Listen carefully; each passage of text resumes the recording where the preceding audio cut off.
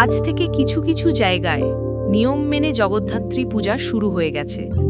দুর্গাপূজার নিয়মেই এই পূজা চলে, তাই আয়োজকরা প্রতিমা নিতে কুমারটুলিতে ভিড় জমাচ্ছেন। অন্যদিকে কুমারটুলির মৃৎশিল্পীরা জগদ্ধাত্রী প্রতিমার কাজ শেষ করতে হিমশিম খাচ্ছেন। কিছু প্রতিমার কাজ শেষ হলেও এখনও অনেক প্রতিমার কাজ বাকি।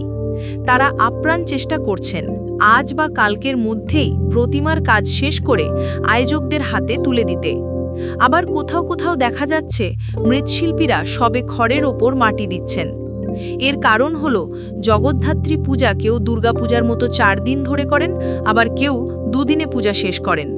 তাই মৃৎশিল্পীরা যেসব আয়োজকের পূজা 4 দিন ধরে চলে তাদের প্রতিমার কাজ মোটামুটি শেষ করেছেন, কারণ কিছু আয়োজক প্রতিমা নিয়ে যাওয়ার পর প্যান্ডেলের কাজ শেষ করবেন।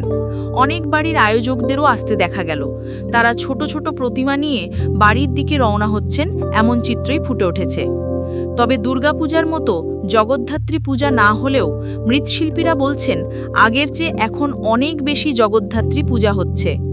এবার অনেক নতুন নতুন আয়োজক প্রতিমার অর্ডার দিয়েছেন, তারা অন্যবারের তুলনায় বেশি অর্ডার পেয়েছেন। বাঙালিদের দুর্গাপূজা কালী পূজার পর শুরু হয়ে গেল এই জগদ্ধাত্রী পূজা। জগদ্ধাত্রী প্রতিমার দাম সর্বনিম্ন 5,000 টাকা থেকে শুরু। এরপর আয়োজকদের বাজেট অনুযায়ী প্রতিমা তৈরি করা হয়।